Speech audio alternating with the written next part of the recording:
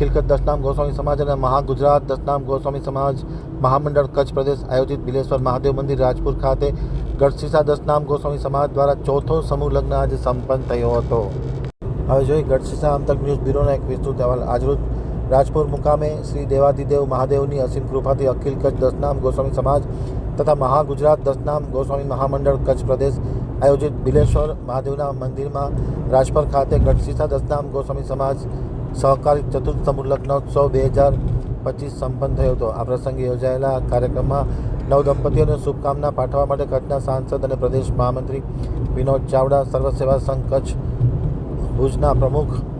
જીગર તારાચંદ છેડા, કચ્છ જિલ્લા પંચાયતના સદસ્ય કેશવજીભાઈ રોશિયા, સામાજિક આગેવાન પ્રકાશ મહેશ્વરી, અખિલ કચ્છ ગોસ્વામી સમાજના પ્રમુખ અમૃતગીરી ગોસ્વામી, પૂર્વ પ્રમુખ મનોજપુરી ગોસ્વામી, લાકડાવાડના અમૃતગીરી ગોસ્વામી, મહાગુજરાત દશનામ ગોસ્વામી મહામંડળ કચ્છ પ્રદેશના પ્રમુખ રમેશગીરી ગોસ્વામી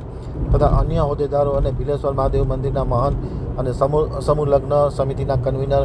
મહંત શ્રી ચમનગીરી ભવાનગીરી ગોસ્વામી, સહકન્વીનર હિતેશ ભારતી ગોસ્વામી, સમૂહ લગ્ન સમિતિના હોદ્દેદારો અને અન્ય રાજકીય આગેવાનો, સામાજિક આગેવાનો વગેરે ખાસ ઉપસ્થિત રહ્યા હતા। સમૂહ લગ્ન પ્રસંગે ભોજન સમારંભના મુખ્ય દાતા તરીકે